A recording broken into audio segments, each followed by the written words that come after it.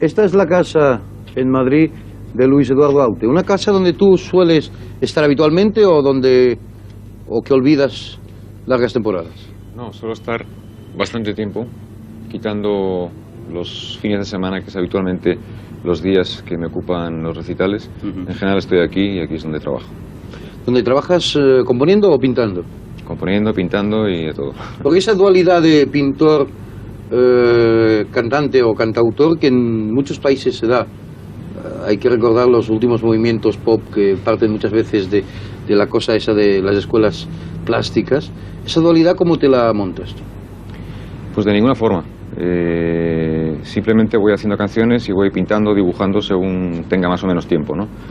No me gusta, cada vez odio más la planificación y el decidir cuándo tengo que pintar o cuándo tengo que escribir o cuándo tengo que cantar, ¿no? Simplemente las cosas van viniendo por puro azar. Luis, ¿cuánta gente ha cantado tus canciones? No lo sé, pero supongo que unas 15 o 20 personas.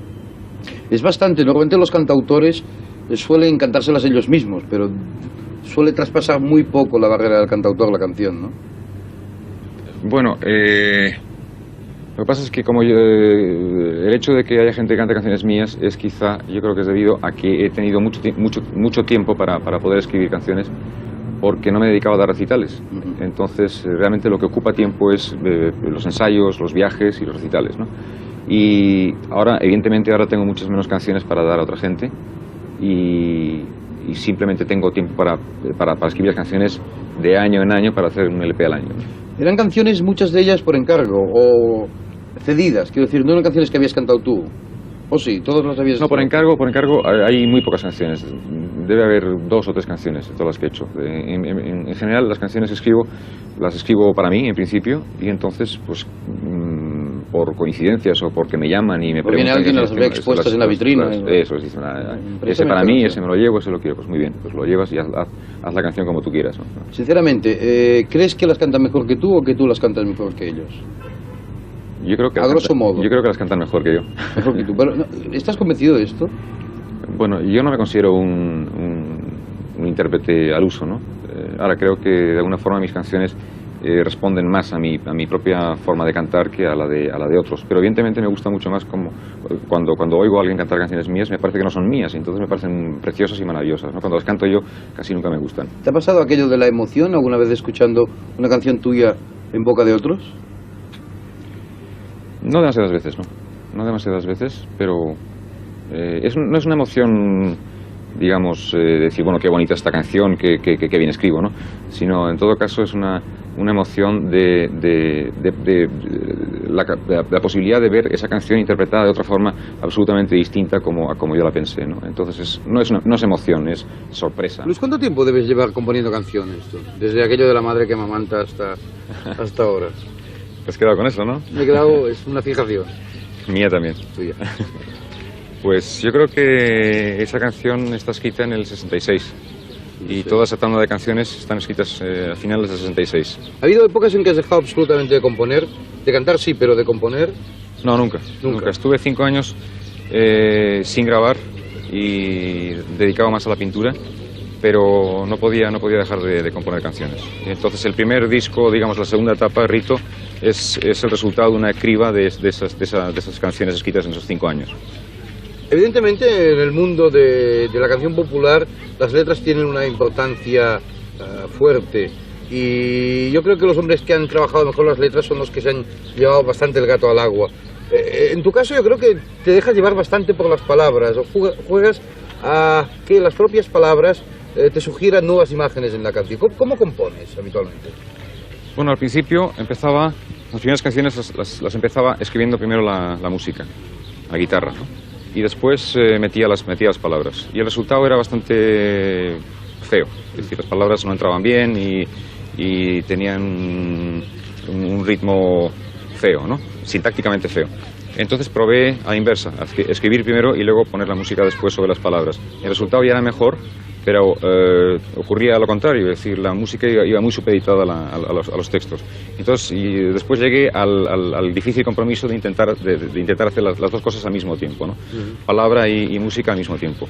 Y ya todas las canciones que hago salen así, es decir, que empieza a lo mejor un verso, y ese verso ya me empuja hacia la música que va a tener, ¿no? Y esa propia música ya me empuja a encontrar las palabras siguientes. Y las palabras engendran nuevas palabras, imagino, porque un poco lo que decía yo antes, ¿no? Que por las propias palabras te vas llevando hacia el final de la canción, ¿no? Sí, porque cuando empiezo una canción casi nunca sé lo que va a ser. Es decir, yo empiezo a escribir sobre una idea que se me ocurre o sobre una imagen, y entonces al escribirlas ya con música, esas propias palabras, esa propia música ya me provocan en nuevas palabras, ¿no?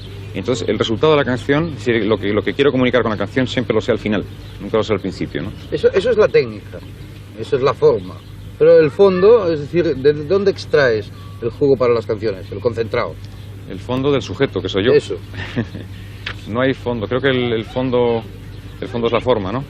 Y esa propia forma lleva en sí implícito el mensaje, digamos, ¿no? Por llamarlo de alguna forma, de la canción. Y el mensaje, evidentemente, soy yo, es decir, que yo tengo un criterio sobre las cosas, sobre el hombre, sobre la sociedad y sobre el mundo, ¿no?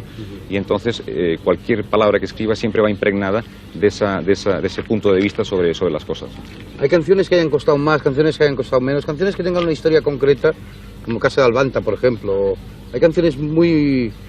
Pocas, muy históricas o muy anecdóticas. No, la mayor parte son imaginadas, ¿no? Son canciones sin historia. A mí me cuesta mucho contar historias en las canciones, me parece que es lo más difícil, narrar una historia, ¿no? Soy un pésimo escritor de prosa. Entonces mis canciones se mueven más en conceptos y en imágenes, son más poéticas que narrativas. Y tengo canciones narrativas, digamos, o con cierto vínculo con hechos históricos.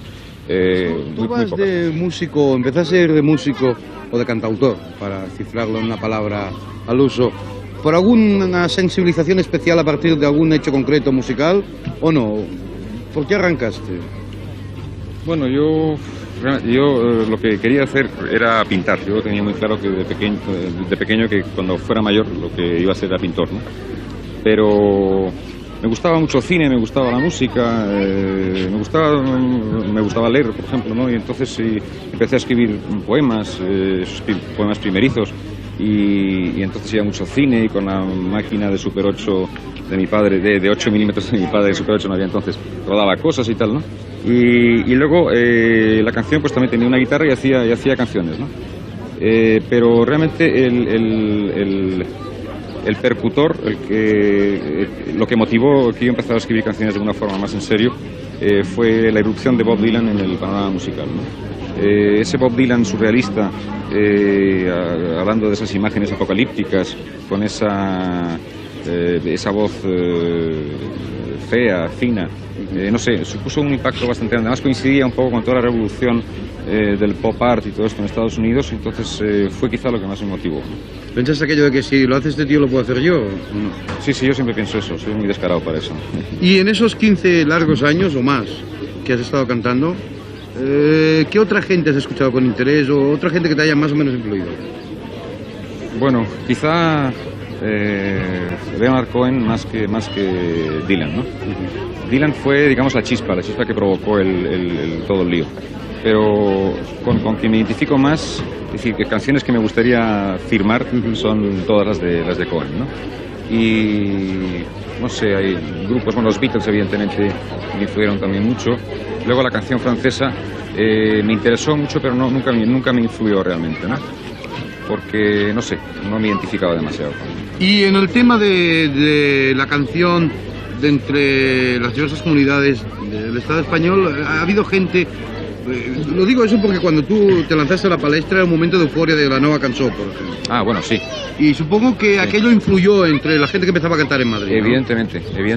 Y yo conocí, haciendo el servicio militar en Gerona, los primeros discos de la cançó, los primeros discos de Serrat, de Espinàs, de Raimon, de Pi de la Serra. Y entonces fue también un aliciente pensar que en Cataluña había gente que estaba haciendo ese tipo de canción, ¿no?